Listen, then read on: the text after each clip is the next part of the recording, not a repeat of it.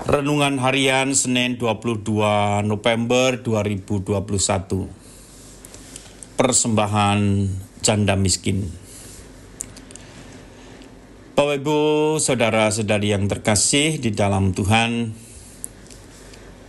dalam peribadatan, persembahan adalah ungkapan syukur yang kita satukan dengan persembahan Kristus sendiri agar membawa keselamatan bagi kita semua.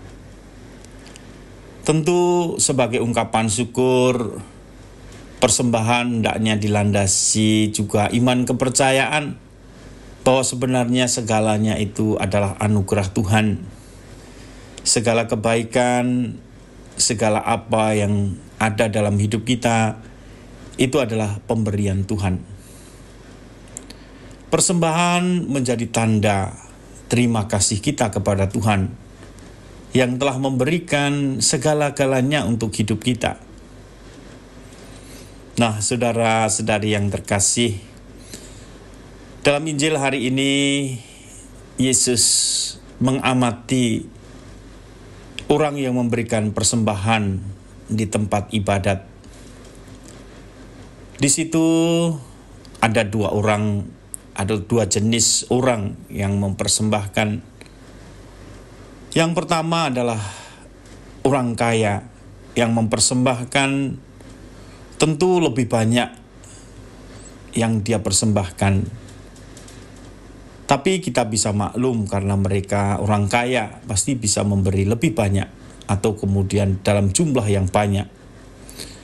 Tetapi Yesus juga melihat ada seorang janda miskin yang juga mempersembahkan, ya, walaupun kelihatannya sedikit, ya, 2 peser uang, ya, tetapi janda miskin ini mempersembahkan seluruh miliknya, seluruh hidupnya. Nah, saudara-saudari yang terkasih, dari pengamatan Yesus ini, Yesus hendak mengajarkan bahwa kekayaan tidak menentukan juga nilai dari persembahan atau kemudian jumlah besarnya kekayaan yang dipersembahkan tidak menentukan nilai dari persembahan. Tetapi persembahan dinilai juga dari iman yang melandasinya, tetapi juga dari kesungguhan hati, ketulusan hati di dalam mempersembahkannya. Persembahan janda miskin oleh Tuhan mendapatkan nilai yang lebih karena janda miskin ini mempersembahkan seluruh miliknya kepada Tuhan. Hal ini menunjukkan bahwa janda miskin ini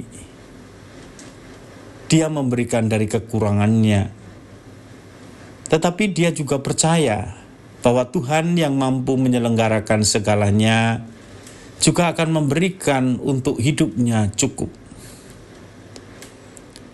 Nah, memang berbeda dengan orang-orang kaya yang mempersembahkan mungkin kelihatannya banyak karena memang dia orang kaya, tetapi akan sulit dia mempersembahkan seluruh kekayaannya seperti yang kita dengarkan juga di dalam Injil.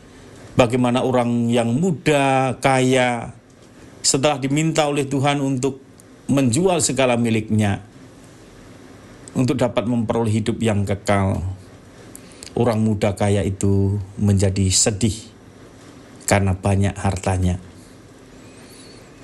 Nah, saudara-saudari yang terkasih di dalam Tuhan, dalam pengamatan Yesus, dalam apa yang diajarkan oleh Yesus, kita semua bisa belajar bahwa hidup kita itu sebenarnya adalah anugerah pemberian Tuhan.